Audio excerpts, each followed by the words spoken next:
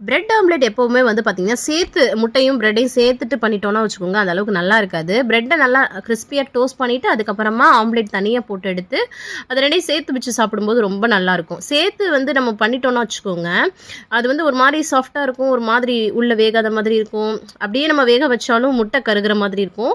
But தனித்தனியா போட்டு சாப்பிடுறது எங்களுக்கு ரொம்பவே பிடிக்கும். அதுக்கப்புறம் அதெல்லாம் முடிச்சுட்டு ஒரு இஞ்சி டீ வந்து வச்சு குடுத்தேன். அதுக்கப்புறமா பாத்திரம் அப்படியே பேசிக்கிட்டே விளக்கிட்டு இருந்தேன்.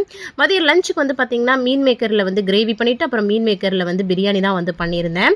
லஞ்ச் எல்லாமே முடிச்சதுக்கப்புறம் ஹஸ்பண்ட் வந்து ஜூஸ் கூட பண்ணி குடுத்தாங்க. இது எல்லாமே லாங் வீடியோ எடுத்து போஸ்ட் பண்ணியாச்சு ஆல்ரெடி. அதோட லிங்க் வந்து மேல குடுக்குறேன். அதுவே இன்ஸ்டாகிராம்ல பார்க்குறீங்கன்னா, பயோல வந்து லிங்க் இருக்கு. இல்லாட்டினா ஸ்டோரியில கூட லிங்க் குடுப்பேன். செக் அவுட் பண்ணி பாருங்க. கண்டிப்பா உங்களுக்கு யூஸ்ஃபுல்லாவும் பிடிச்ச மாதிரியும் இருக்கும். அதுக்கப்புறமா ஈவினிங் டைம்ல நானும் அம்மாச்சி வந்து பார்த்தீங்கன்னா, வெளில வந்து போயிருந்தோம் ஷாப்பிங். அது எல்லாமே அதுல இருக்கும். ரொம்ப ஃபன்னாவும், சூப்பராவும் இருக்கும். தேங்க்ஸ் ஃபார் வாட்சிங் ஃப்ரெண்ட்ஸ். பாய்.